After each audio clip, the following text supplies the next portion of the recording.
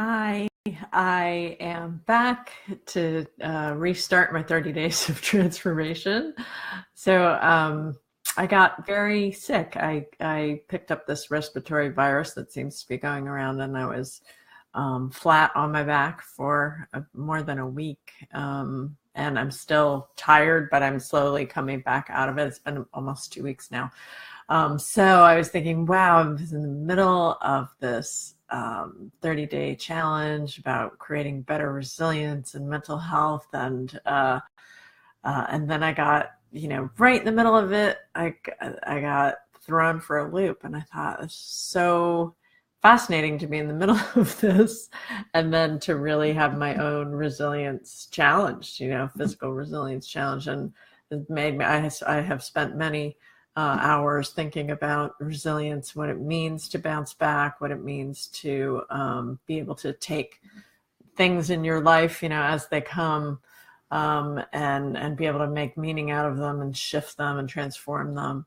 And a lot of times we don't have control, right? So you get something like a respiratory virus, or you get a chronic challenge, and you can, I have people who, I work with people who have fibromyalgia or have chronic pain challenges or have had long intractable bouts of depression.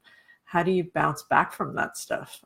That is, it's a real big question, I think. How can you thrive in the middle of experiencing difficulties in your life, So there's one, and I don't have the model to show you right now, but there's one model that my husband and I have used a lot in our teachings. It comes from Corey Keyes, who is a professor of positive psychology at Emory University. And, sometimes people put on the vertical, they put sickness here and health here. And then the idea is that you're moving up into health, that health is hierarchically better than sickness, essentially. And that, unfortunately, is a really defective model, because the reality is that everyone is going to succumb at some point. Might not be a sickness, but at some point, we're not going to any longer be occupying these physical bodies, right? So the idea that we can somehow overcome and constantly be in this moving towards health is really a limited and an unattainable goal for everyone.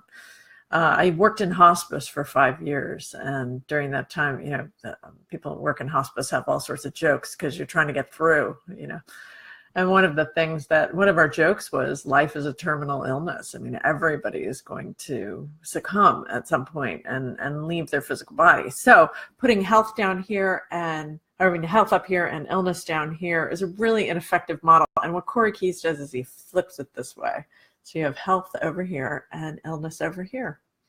And that puts things on the level playing field. And what he does on the vertical is he puts thriving up here and languishing down here. Because it's possible to thrive. It's possible to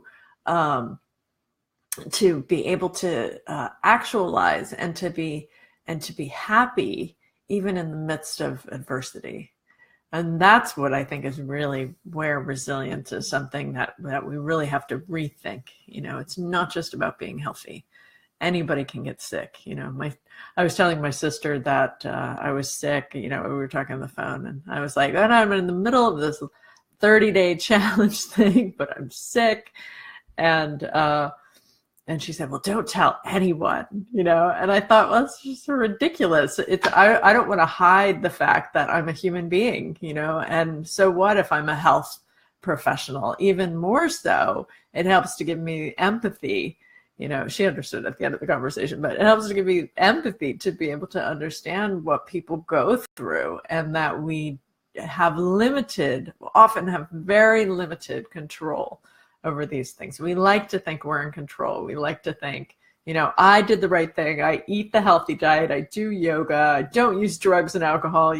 I'm doing all the right things, and I still get sick. So, if you have that attitude, you're always going to be disappointed. You're always going to be disappointed. And really the attitude that the yogis present us with is this attitude of, it's called bhakti, or devotion, inspiration, you might think about it that way if you don't like the word devotion, or letting go if you want to think about it that way, because a lot of times we have to come to the place where we let go and we say, you know, I don't have complete control over the situation. Sometimes I get sick, you know, that might be a good, you know, a red flag to go, hey, what's going on in my life? Why am I so stressed out that my immune system is down? Those are useful things, useful questions for sure.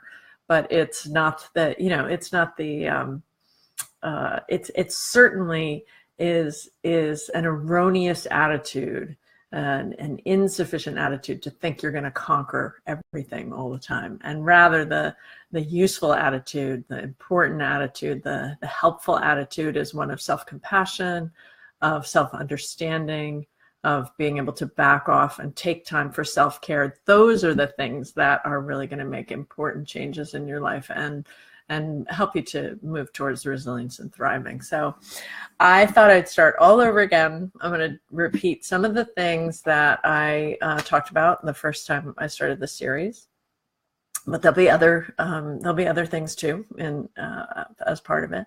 And we'll see how we do for 30 days. See if we can all stay healthy for 30 days to get through this. So I hope this is helpful for you. I would love you to leave comments. Thanks, Kath. My sister's here. Thanks, Kathleen. I'm glad I'm alive too. I'd love you to leave comments. I'm going to answer all the comments. I'm going to share this video in the groups that I run. And I'm just happy that you're here. Okay, take care. Namaste.